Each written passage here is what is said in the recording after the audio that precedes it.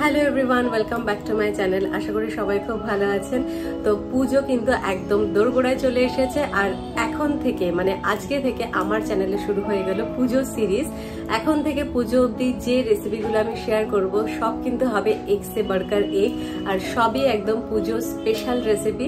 তো যেটা দিয়ে আমি শুরু করছি সেই রান্নাটা হলো ছোলে চিকেন।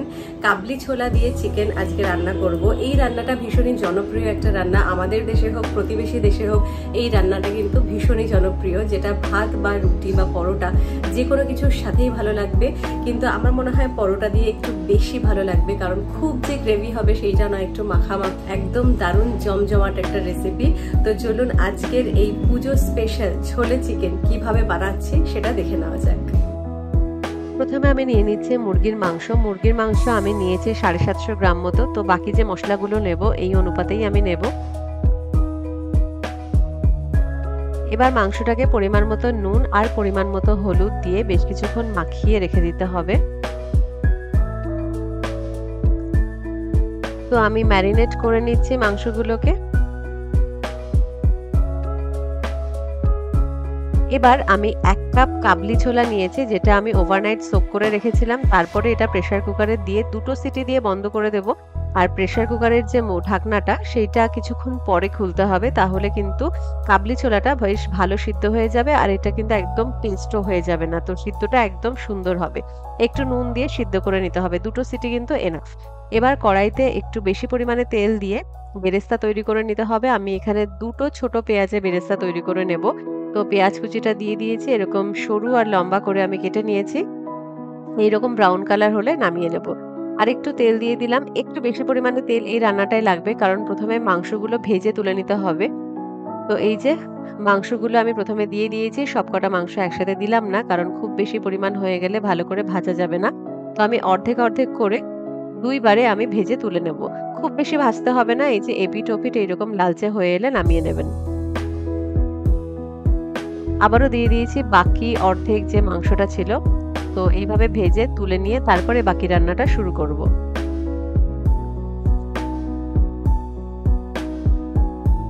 এবার ওই তেলের মধ্যে আমি দিয়ে দিচ্ছি 2টো শুকনো লঙ্কা ফোড়ন, দিয়ে দিচ্ছি গোটা গরম মশলা আর সামান্য একটু জিরে। এবার আমি দিয়ে দিচ্ছি 2টো পেঁয়াজের পেস্ট। ছোট পেঁয়াজ হলে 2টো, না হলে একটা পেঁয়াজ হলেই যথেষ্ট। পেঁয়াজটা একটু কষিয়ে নিয়ে বাকি মশলা অ্যাড করব। এবার একে একে দিয়ে দিচ্ছি রসুন কুচি, 8 থেকে 10 কোয়া রসুন লাগবে। দিয়ে দিচ্ছি আদা বাটা, জিরে বাটা, গোটা ধনে বাটা, আর দিয়ে দেব শুকনো লঙ্কা বাটা। সবই শিলে বাটা মশলা। এবার মশলাটা খুব ভালো করে কষিয়ে নিতে হবে যতক্ষণ না মশলা থেকে তেল ছেড়ে আসে।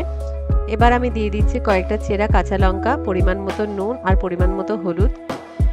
মশলা থেকে তেল ছাড়তে শুরু করে দিয়েছে, ভালো করে কিন্তু কষানো হয়ে গেছে।